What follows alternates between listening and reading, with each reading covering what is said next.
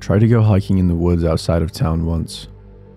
I was unfamiliar with the area and I didn't have anyone to go with me, but I figured everything would be alright, as long as I stayed on the trail that was supposed to take me back to where I started.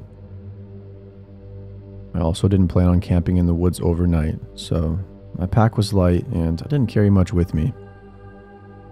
Unsurprisingly, after getting caught up in the scenery, I found myself lost. I expected to finish the 5-mile loop in about 2 hours, but after 4 hours I was still in the woods. I hadn't paid enough attention to the trails on the map when I started, so the trail markers didn't help me figure out where I was at all. I tried to seek for help on my phone, but I didn't have any service, and the GPS was glitching out and it didn't give me an exact location. I kept going, trying to stay calm, until a full 6 hours had passed, and I realized I hadn't seen a trail marker in miles. Then I knew I was really lost, and panic started to set in, and darkness was starting to fall. I overused my phone trying to get a solid ping on the map or a single bar of service, so before I knew it, the battery was on the verge of dying. The last piece of information it gave me was that there was a road a couple miles north of my location. Some of the only things I brought with me that actually helped my situation were a flashlight and a compass, and I used these to traipse through the brush and bramble in the dark until I finally came out into the clearing of the highway over 8 hours since I started my hike. I was overcome with relief, but I knew I wasn't out of the woods yet, figuratively speaking. I tried to humor myself by saying my hike had just turned into a hitchhike. It was pitch black, except for the stars and the quarter moon, which was mostly obscured by the trees.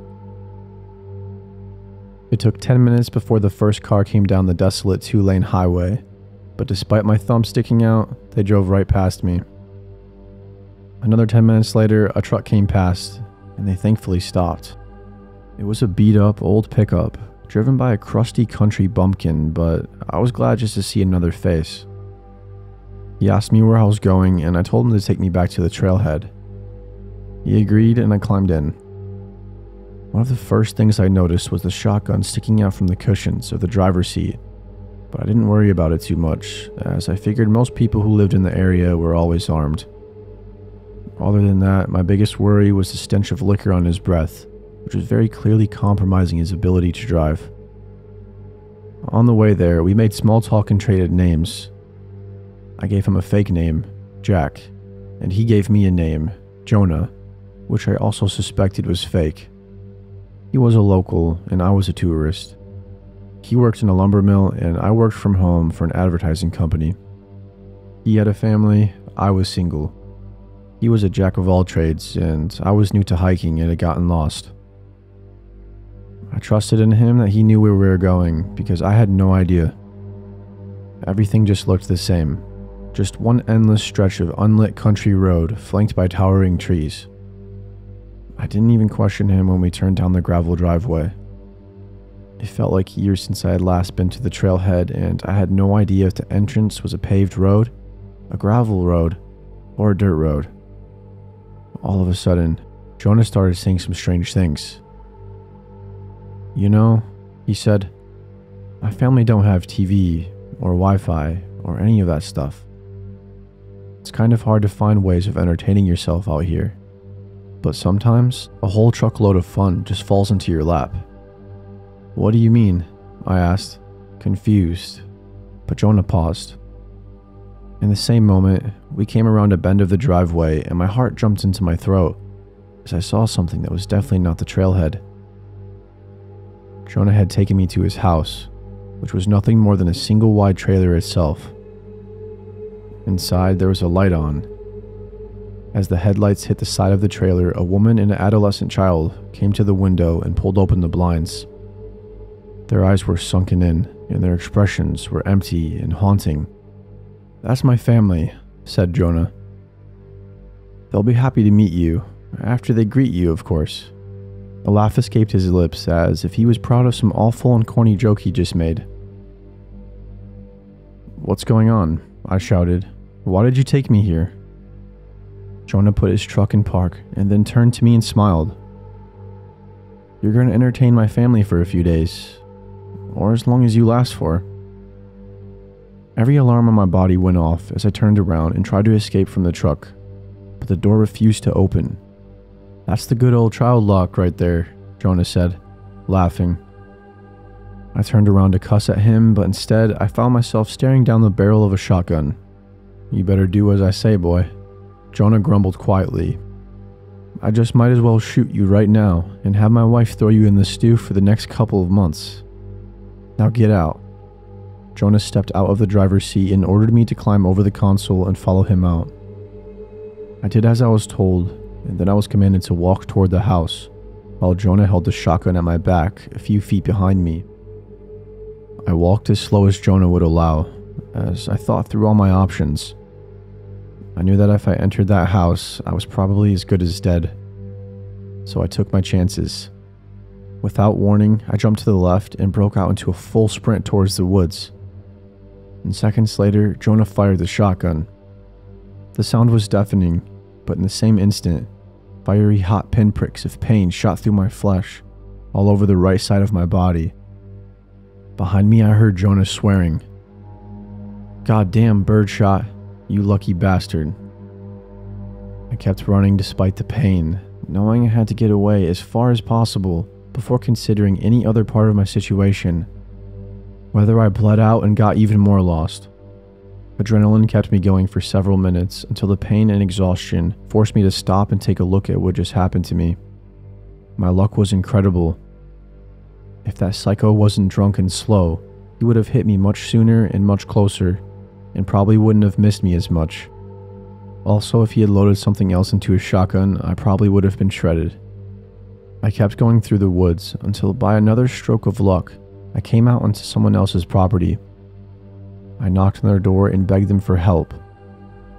Ironically, they answered the door with a shotgun, but still decided to help me out.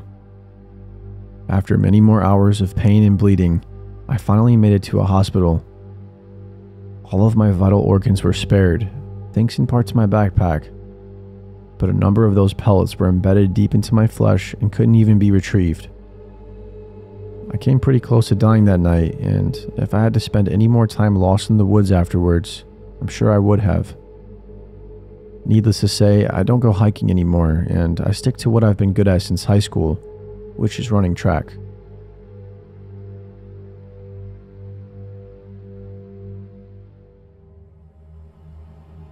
I was stuck in Birmingham, trying to get across the border to Atlanta, which is difficult without a car. I couldn't afford to take the bus either. I walked around downtown in the party district where all the bars and clubs were bumping, asking everyone who would give me the time of day if they were headed to Atlanta and could take a passenger. It's a hard process and almost nobody ever wants to do it, but I knew from experience that I could find the right person if I was persistent. I started at noon in hopes that I could find somebody to give me a ride before everyone in the area was bound to stay in the city for the night. It was almost 4 o'clock when I stepped into the country-themed whiskey bar and found two men at the bar who looked promising. I approached them and asked my question. At first, they didn't really seem like they even wanted to acknowledge my existence, but after they whispered something to each other, they opened up. They said they were line workers and they happened to be traveling to Atlanta for some work the next day. They were planning on leaving at 5. I said that's great, and since I couldn't afford a drink, I waited outside until they came out. We walked to their van together, and they told me to find a place to sit in the back. There weren't any actual seats, and it was full of tools, but I made do. They weren't very talkative despite my efforts to get some conversation going. They seemed bitter about something, but wouldn't tell me what it was. Eventually, they just told me to shut up, and I did. I couldn't see very well from the back of the van, but I knew we were heading vaguely in the direction of Atlanta. However, we were only half an hour out of the city when they pulled off the highway, claiming to stop for gas. They didn't pull into any of the stations at the exit, though. I bit my tongue to avoid annoying them, but I was dying to ask where the hell we were going. With every minute that passed, things started to get sketchier and sketchier. We turned off the main road and traveled down a country highway. Then we turned onto a dirt road. Finally, I spoke up and said I knew they weren't going to Atlanta, and that's when they stopped. Without saying a word, they both got out and came around to the back, then opened the doors and yanked me out. All of a sudden, I was getting beat on. They spat on me and called me every slur in the book, then ripped off all my clothes and took everything I had, which wasn't much, and then they threw me into a ditch. They packed up everything they took from me and left me in the dust. In a matter of minutes, I was reduced to a naked man without a clue where I was and not a thing to my name. All I could do was follow the cloud of dust until I got back to civilization, where I was immediately arrested for public nudity. It was alright though, it's not the first time I've been arrested by any means. And even though I hadn't made it to my destination, I had managed to find shelter before it got dark. As for the men that got me like that, I don't have any way of getting them to answer for what they did. It's not like if I had their full names and addresses, it would have made a difference anyway. Men like that grow up thinking they can do whatever they want to a poor black man, and in Alabama, they are not wrong. They could have easily killed me, and it's likely my body would have never have been found. After getting released from jail a few weeks later, I had to start all over again. I lived in Birmingham for another 3 months before I managed to get myself fully clothed and fed, and saved up enough cash to get a bus ticket. Because Lord knows, I'm never asking for rides in Birmingham ever again.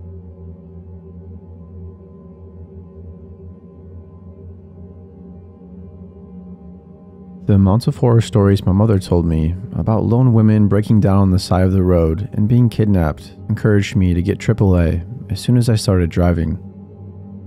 For the first few years, I never needed to use it, until my long-distance solo trip from Ohio to North Carolina. However, it turned out to not be as useful as I'd hoped. I was traveling to visit my long-distance boyfriend in college, so none of my friends or family had any interest in going with me. About 3 hours away from my destination, I stopped to fill up on gas in West Virginia. Unfortunately, I wasn't paying close enough attention to which exit I decided to stop at, so I happened to pick an exit that was basically just a crossing with a rural highway, where the nearest gas station was a mile down the road. A quarter mile before I pulled into the gas station, I ran over something and started leaking air out of my front passenger side tire. At that point, there was no turning around and getting off at the next exit. I drew a lot of attention to myself as I came to a stop away from the pumps, but I tried to make a short work of getting out and spraying on a thick coat of a can of Fix-A-Flat I kept in my car.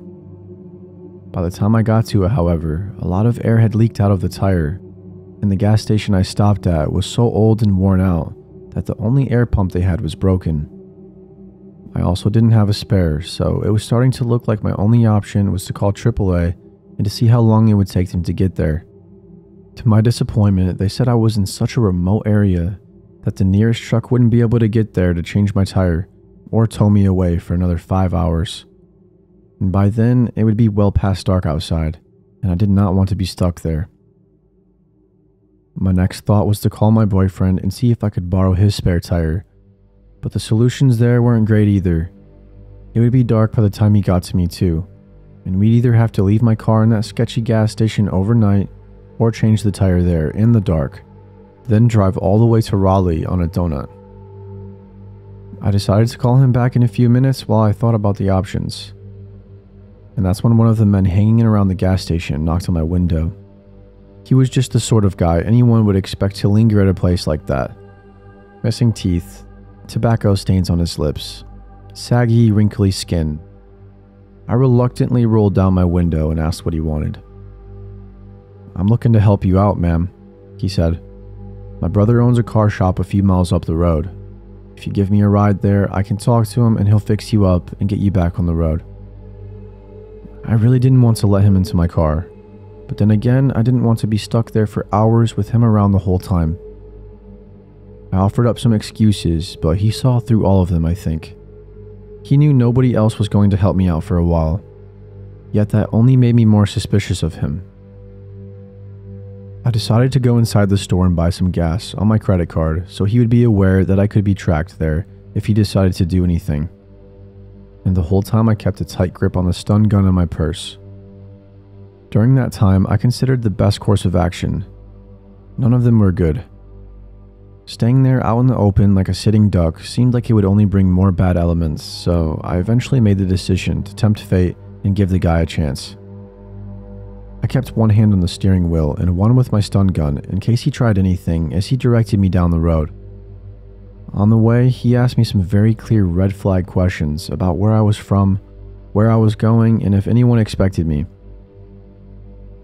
I gave the most deterring responses. But the ride dragged on for longer than I wanted to. Apparently, just a few miles to him was 15 miles. Finally, the mechanic shop finally appeared.